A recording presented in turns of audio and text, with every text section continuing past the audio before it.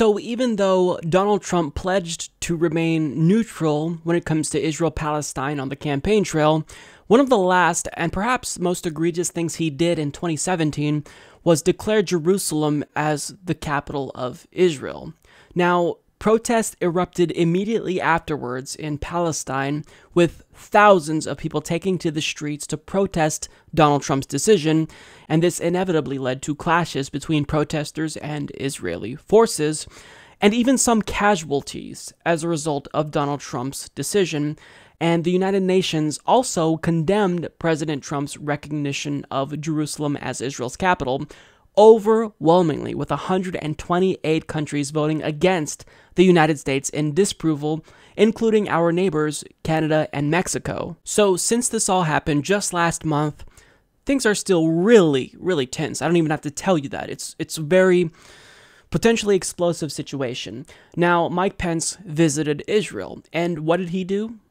Well, he didn't tone down the rhetoric. He basically fanned the flames even more, and after fucking over Palestinians, he decided to spit in their faces. So when he addressed the Knesset, there were some Arab-Israeli MPs, or MKs since they're members of the Knesset, that protested him, and they weren't too happy about him being there. Members of the Knesset, justices of the Supreme Court, citizens of Israel.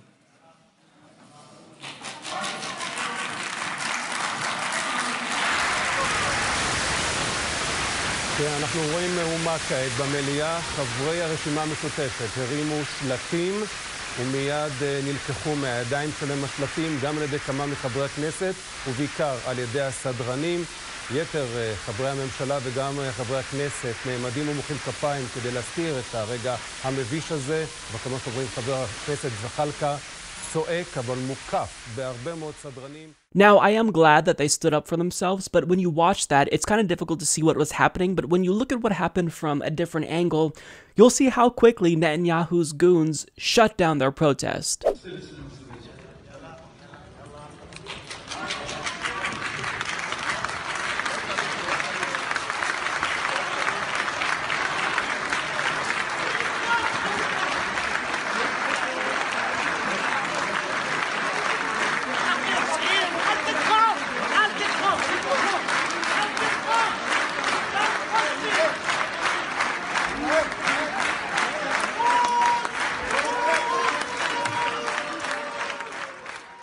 So the minute they held up a sign, as you could see, snatched away like that. But basically shutting down protests, not necessarily that was Mike Pence's decision, I'm sure it was Netanyahu's, but shutting down protests, that's not the worst aspect about his visit, because what he did that was especially vile and what really fanned the flames was he made this announcement. It's deeply humbling for me to stand before this vibrant democracy.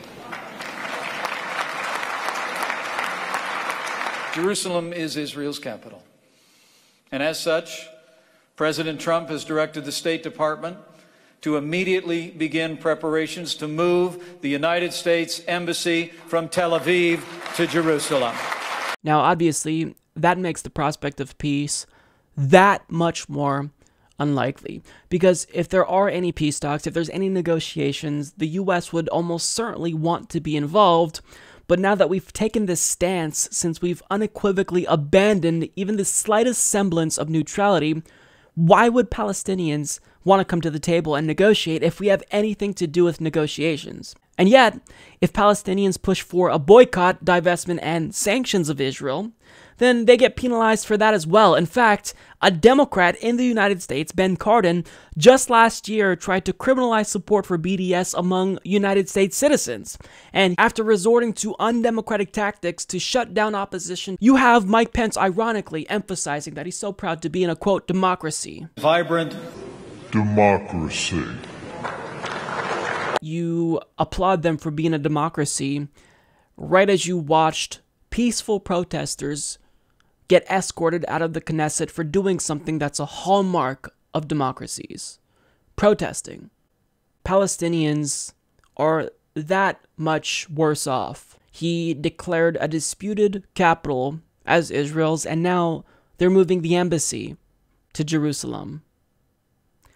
This is going to do nothing more than cause chaos, and it made us look bad around the world. Again, 128 countries voted in disapproval of what we did.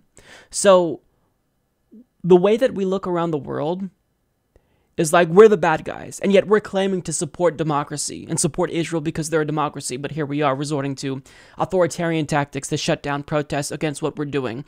It's just a joke. It's a complete joke. Support this podcast by becoming a patron at patreon.com/Humanist Report.